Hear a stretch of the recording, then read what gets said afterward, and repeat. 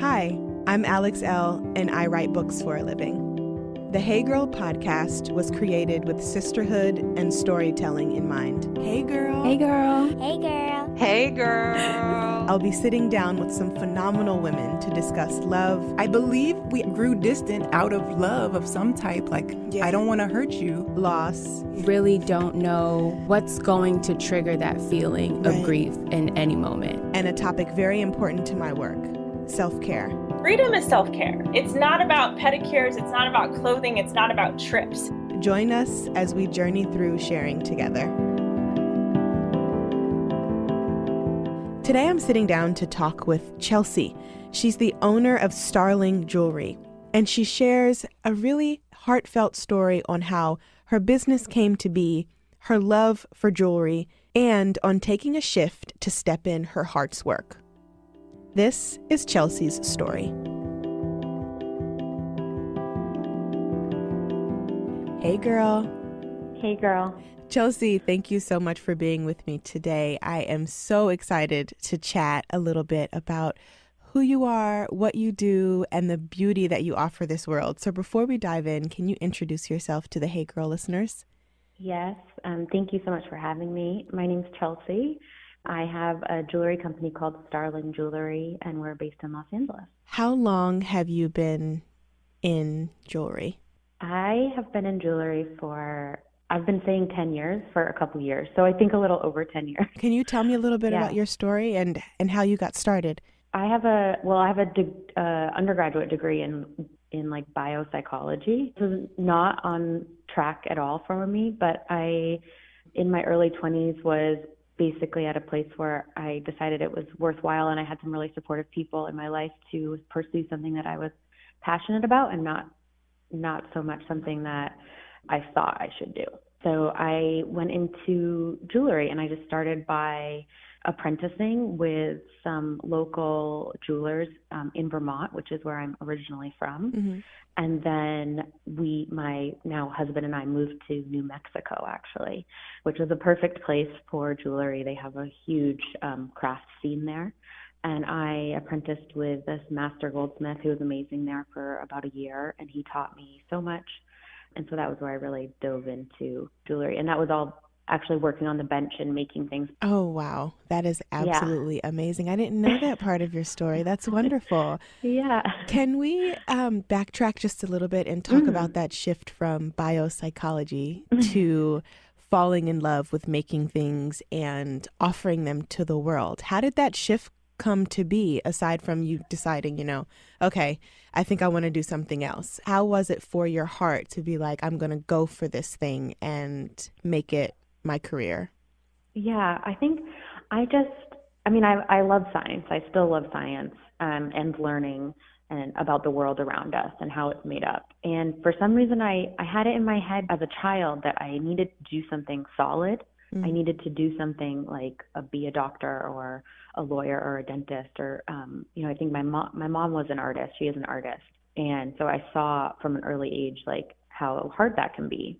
And so I always thought I would do that. And so when I went to college, that I went right into sciences. And then I kind of I couldn't pick something. I couldn't pick something that like really spoke to me. I was like, maybe I'll be a psychologist. Maybe I'll be a dentist.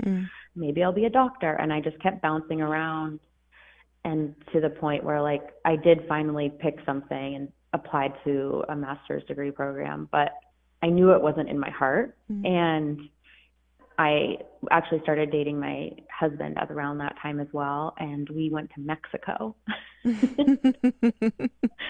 My godparents live there, and they are, they live their own life and their own path, and they're great resources for doing what is in your heart. Mm-hmm. And so is my husband as well. And so they all encouraged me to think about like what would really make me happy, and instead of doing what I thought I had to do. Why did you decide jewelry versus, I don't know, painting or textiles? Like, what was it about jewelry that called you? So many things, but there's the sparkly, amazing gemstones that are just like out of this world. Mm-hmm. That like I don't understand how the earth makes them. It just always boggles my mind. And then the crafting of it as well, the like there's hammering and fire and bending, and the movement of metal goes from, you know, like liquid gold to soft to hard to like wearing over time and scratching and like taking on life. And so that part of the manufacturing, and then also just the like, I'm super sap, and so like the sentimental aspect of these objects is just so, I just find so much joy in that, and in the idea of, you know, I have a necklace that I wear pretty much every day that was a stone. It was a pair, my grandmother wore them as a pair of earrings, and she wore them all the time. And before that, the stone that I wear was my great grandmother's engagement ring. And so just thinking about like the history of that, and like what this piece, this like object has seen over time through all these lives, and how it connects me to my family is like so fantastic and beautiful. And that's what I really love about it. And so I hope that I can do that for other people as well, or help share that for other people as well.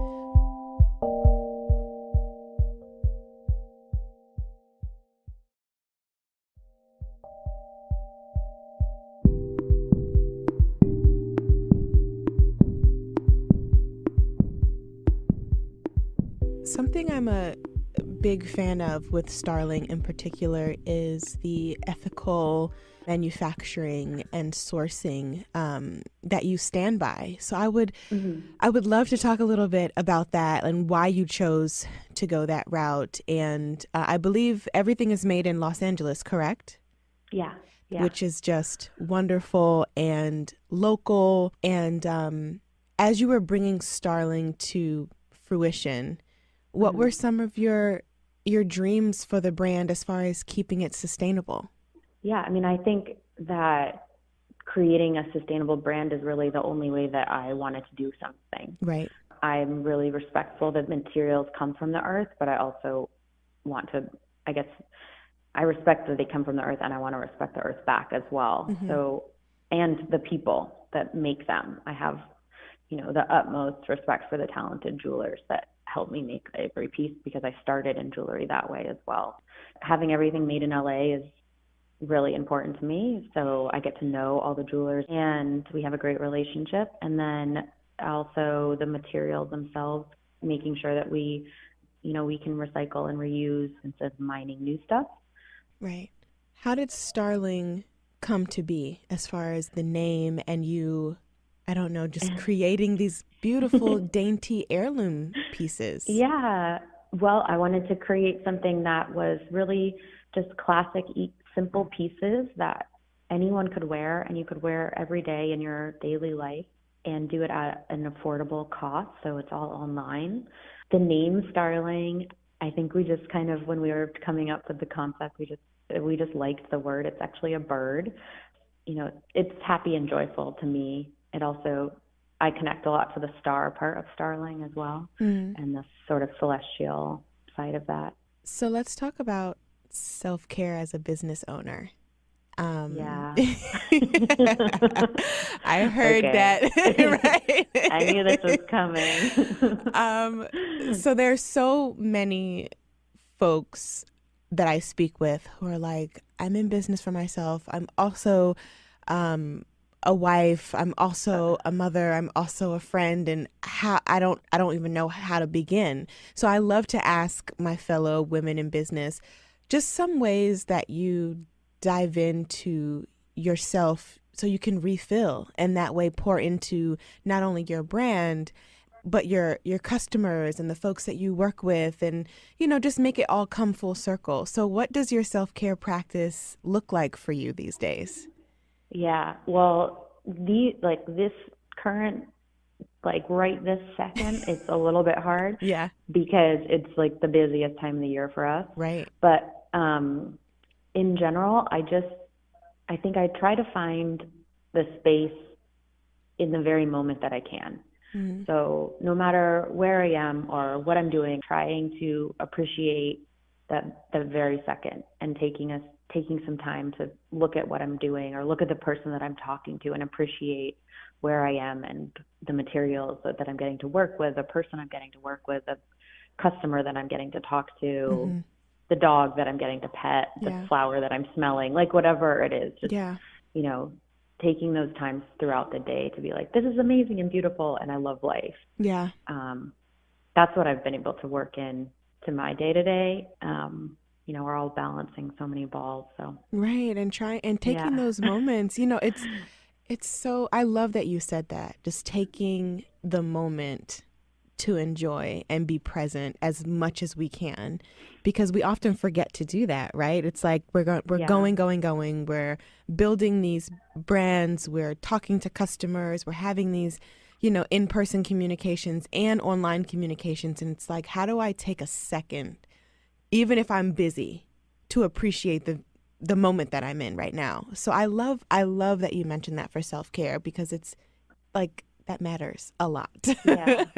Yeah. I always think of it as like, literally every time I see a rose or a flower, I think to myself, stop and smell the flower. And so taking that idea into like other parts of my life as well. And it's hard. It's not, you know, there's lots of times when you're like screaming in your head about how frustrating everything is.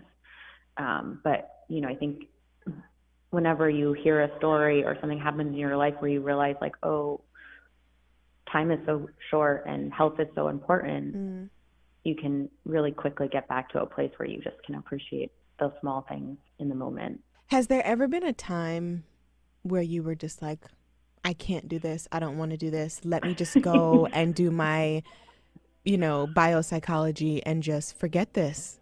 Yeah, like on the hour. No, that's real. I mean, that's real. Yeah, no, that's real. Like all the time, for sure.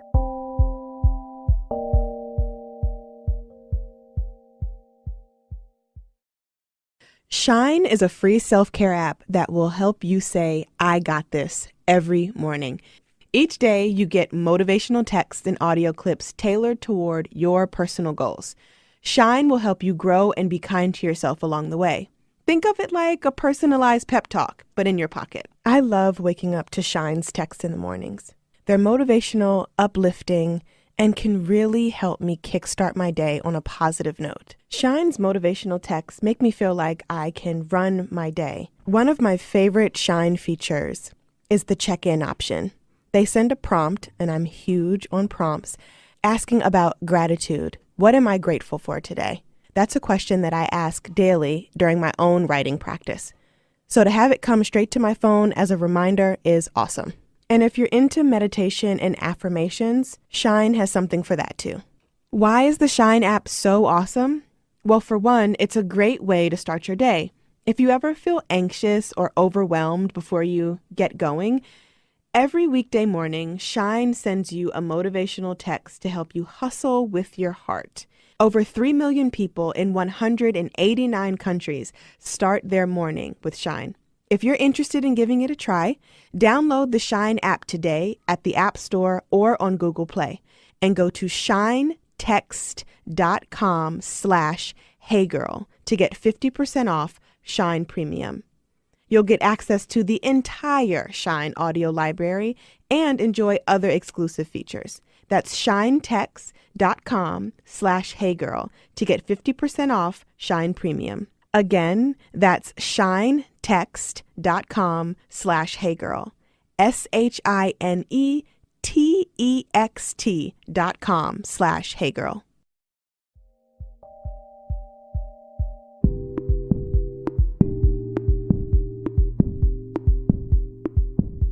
So I listen to a lot of podcasts and read books and try to like hear how other people handle that, because I think that's pretty common. I hope that's pretty common, and especially for people that are trying to cut their own path, there's a lot of doubt involved with that. And so it's, you know, I think a big part of succeeding is overcoming that and figuring out how, no, just go forward.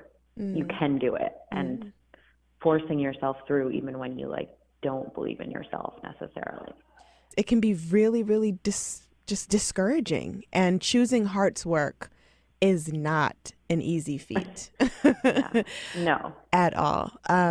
So before we wrap up, I do want to ask you, what jewelry has taught you about community and creating things that people are going to have in their family for years to come? I think it goes back to kind of like that story I was telling about the piece that I own and the connection that jewelry can create through generations and through places. And it's just this sort of little tangible reminder of a place or a time or a person. And so you can have those things with you, even if they're not physically with you. You can have those memories or those people near to you. And that's what I love about it. It's on your skin. It's on your body. You live with it. And those memories and people can as well. So you and I did a collaboration ring together this year that I absolutely adored. And like, when I tell you, I have like never seen my handwriting etched in a metal before. And the fact that you were able to do that and that we were able to come up with that and make it real just blew my mind. So I just want to say thank you for making the Today I Affirm ring a thing that people have and are wearing and are holding close.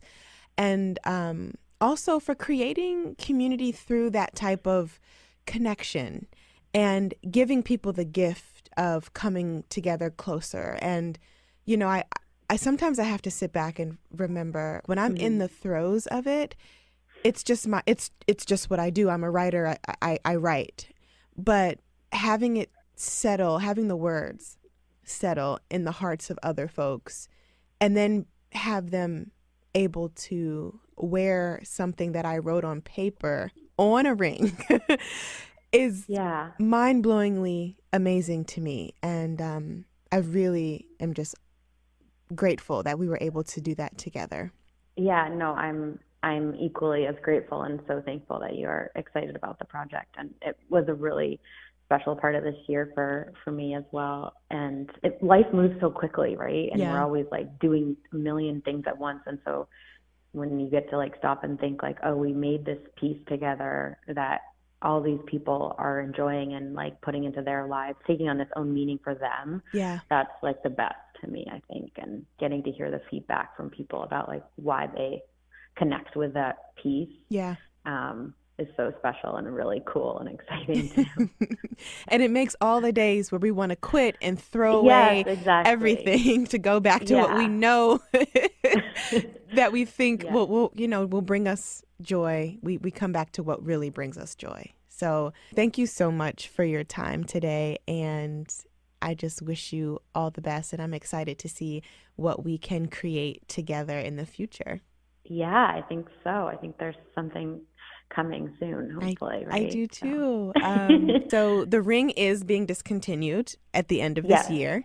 So why don't you give the folks places where they can not only find our collaborative ring and the details about that, but also where they can follow on social media and where they can shop with you? Yeah, so the jewelry is all available at starlingjewelry.com. And our social Instagram handle is just @Starling, so STARLING. And when is the last day people can buy the Today ring? And they will be available through the end of 2018. Okay, that sounds good. I'll chat with you soon, and thank you so much for today. Awesome. Thank you, Alex. Bye.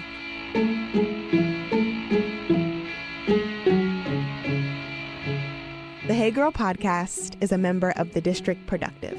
Produced by Paul Woody Woodhall and me, Alex Elle. Music by DC's own Kokai.